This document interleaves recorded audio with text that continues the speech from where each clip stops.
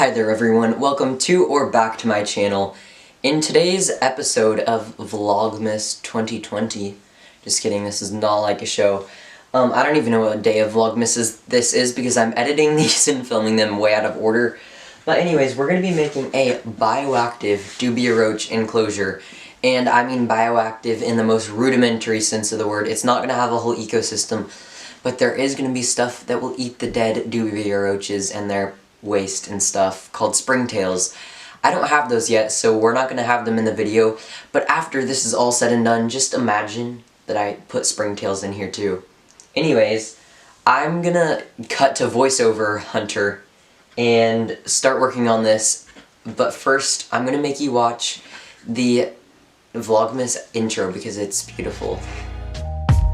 Chestnut roasting, Jack Frost nipping at your nose. So I'm offering this sample phrase. It's December, which means Vlogmas.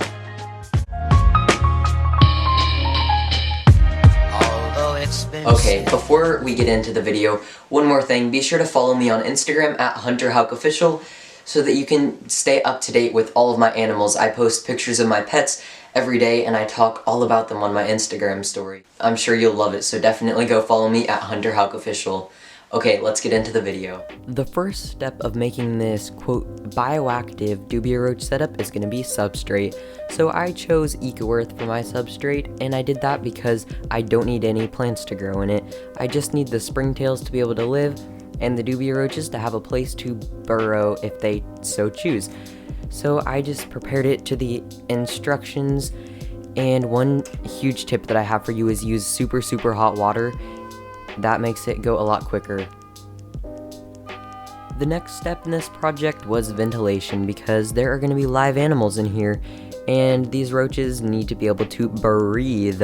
Obviously, that's just kind of common sense. But you know what wasn't common sense? The way that I tried to cut a hole in the top of this for ventilation. So for legal purposes, please do not replicate this, and I am not responsible if you do this and end up hurting yourself.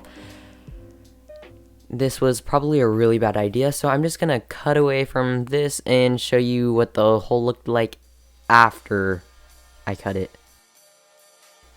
Oh, look at our beautiful hole. It's just great. As you can see, my method of cutting was not awesome, so don't try it. Anyways, so I'm here showing off this screen that I'm going to be using. It's specifically made for insects. I will link it in the description. I ordered it off of Amazon. It will be an affiliate link, so if you do use the link, Amazon will give me a little bit of commission at no cost to you, so please use that link. Anyways, I'm just going to cut a piece to fit it, as you can kind of see here, and then I will be back.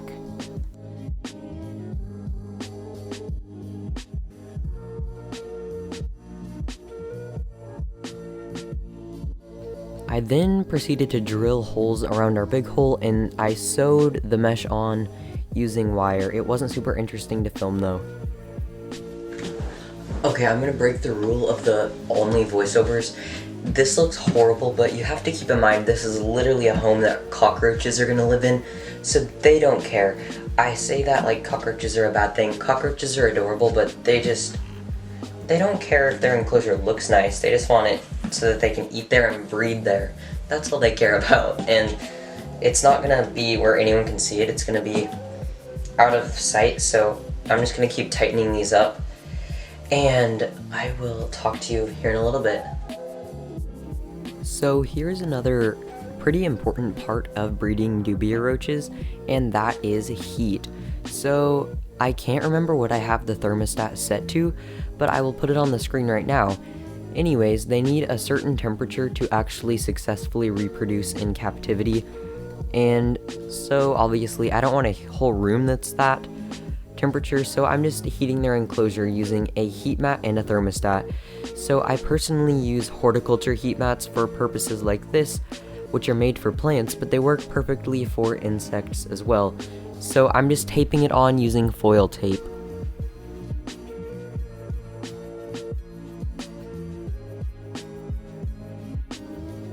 Well, my friends, at this point we have a Dubia roach enclosure that should be ready to go.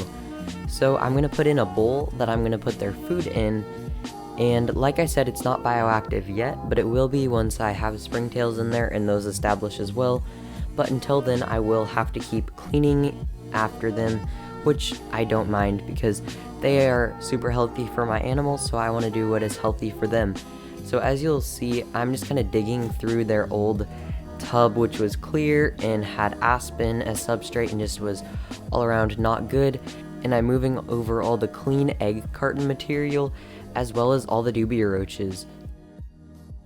Now I should mention, a colony like this isn't going to reproduce immediately, and as soon as they do reproduce, it's not like you can just start feeding off the babies. I'm going to wait until they have approximately 3 generations of babies in there before I start feeding them off. Until then, I'm just going to keep feeding the roaches and cleaning up after them, but not actually like feeding off any of the offspring. I want them to be able to establish properly first because I don't want to defeat my chances or even lessen my chances of having a successful colony in the long run. Enjoy this clip of me sorting roaches and taking them out of their substrate. I still can't believe I used aspen. I feel so bad for those roaches that were in the aspen because that stuff is dusty. I was like having an itchy nose the whole time, so no fun at all. But anyways, this is how it's gonna be for now. I will obviously keep adding more stuff. I'm thinking about adding some cork and stuff, but this is just after day 1. It will keep getting better, and maybe I'll do an update in a couple of months to tell you how it's going. But for now, this is how it turned out, and I really like it, and the roaches seem to be liking it, and I hope you like it too. If you did, and if you learned something, please be sure to like this video, and subscribe to my channel to see the rest of Vlogmas. There is still time to get merch in time for Christmas if you want to get it for someone as a gift, or if you asked for it, let the people know. Thanks again for watching, and I will see you next time. Bye-bye.